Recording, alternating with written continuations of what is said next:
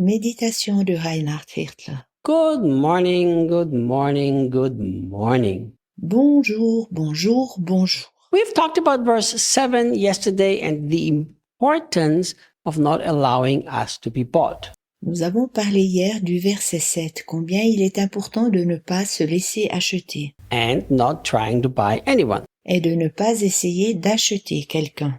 But look, there's something else in this verse that I really want to talk about just a little bit. Cependant, il y a encore autre chose dans ce verset au sujet duquel j'aimerais absolument parler un peu. Here John says it was their passion for the glory of the name of Christ that launched them out. Jean dit, c'était leur passion qui les poussait par la glorification pour la glorification du nom de Christ. The Bible gives several warnings about selfish ambitions in ministry. La Bible nous met en garde à plusieurs reprises sur des ambitions égoïstes dans le service. We should think that everybody who serves God and who serves Jesus does it completely selflessly. Unfortunately, this is not always the truth. On pourrait penser que chacun qui sert Jésus le fait totalement de façon altruiste. Malheureusement, ce n'est pas toujours le cas. Maybe sometimes people start out like this, but then they lose themselves on the way. Éventuellement que certaines personnes débutent de cette manière, mais ensuite elles le perdent de vue en route. Or maybe some people don't even start out the right way. They already start with the wrong motive. Peut-être que certains ne commencent pas même correctement. Au contraire, elles ont déjà débuté avec de faux motifs. It's not for me to judge, but it's just how things are many times. Ce n'est pas de mon ressort d'en juger, mais cela se passe souvent ainsi. Everybody who serves Jesus Christ should serve Jesus from this very motive. Chacun qui sert Jésus devrait le servir exactement avec ce même motif. Passion for the glory of the name of Christ. Une passion pour la glorification du nom de Christ. I remember I was pretty young when the Lord taught me the difference between building a church or building the kingdom. Je me souviens alors que j'étais encore passablement jeune, le Seigneur me montra la différence entre la mise en place d'une église et la mise en place du royaume de Dieu. Or the local church mentality and the kingdom of God mentality. Ou bien la mentalité d'une église locale et la mentalité du royaume de Dieu. I remember as a young man, I went to a town because I believed that's where God wanted me to go to preach the gospel. Je me souviens qu'étant jeune, j'allais dans une ville car je croyais que Dieu voulait que j'y aille afin d'y prêcher l'évangile. There were about 32,000 people in that town, and there was only one evangelical church with, I think, about 8 people.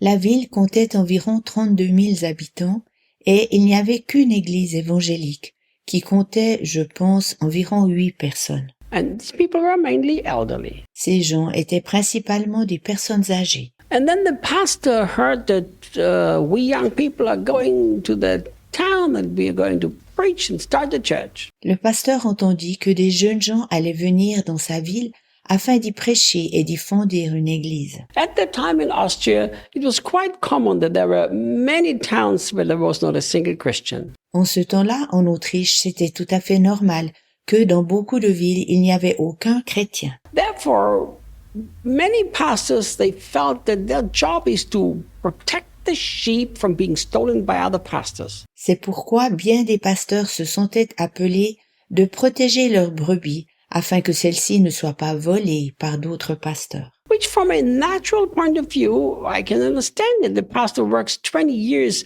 hard, very hard, and then he's got 20 people in his church. Of course he wants to keep them. D'un point de vue humain, je peux le comprendre.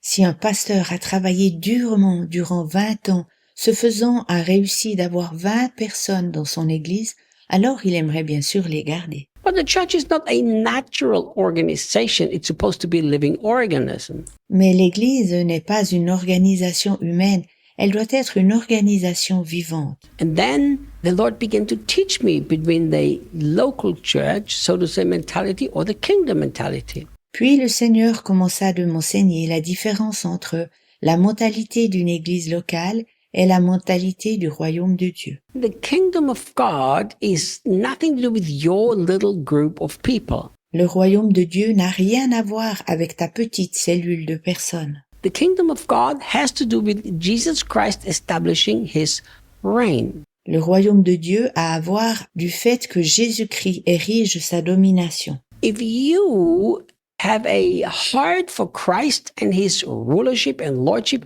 and I do the same, we are both actually working towards the same end. Si toi et moi avons un cœur pour Christ et sa domination, alors nous travaillons les deux pour le même but. For instance, we as Brazilian Kids Care, as an organization that cares for children, we are helping other ministries that have nothing to do with us, but they also love the kingdom and the kids. Par exemple, nous, en tant que Brazilian Kids Care, une organisation qui prend soin des enfants, nous aidons d'autres ministères qui n'ont rien à voir avec nous, mais qui, cependant, aiment les enfants et le royaume de Dieu.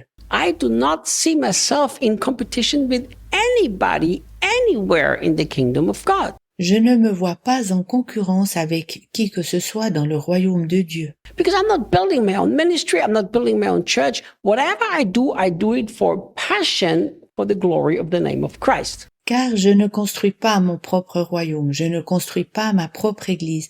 Quoi que je fasse, je le fais par passion pour la glorification du nom de Christ. And this is something that we have to protect very carefully. C'est exactement cela que nous devons protéger bien fortement. I gave up everything, career, incredible possibility of being a millionaire very quick at the age of 19. J'ai tout donné, ma carrière, la magnifique possibilité à l'âge de 19 ans de devenir très rapidement millionnaire. And I never gave it up because I wanted to make a career in Christian ministry. Never. Mais je ne l'ai jamais abandonné voulant construire une carrière dans le service chrétien, jamais. I gave it up because I had an incredible passion to glorify the name of Christ every place I go. Je l'ai abandonné car j'avais une passion absolue pour le nom de Christ, pour que le nom de Christ soit glorifié partout où j'allais. And I said to Jesus, Lord, I want to keep the same passion and the same motivation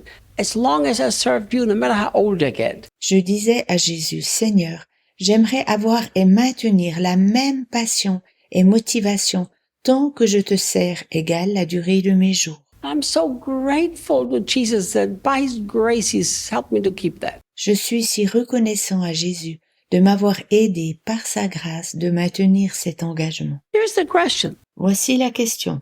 Why are we doing absolutely anything in the kingdom of God? Is there any other motive than passion to glorify the name of Christ? Then it's wrong. Pourquoi faisons-nous quelque chose dans le royaume de Dieu?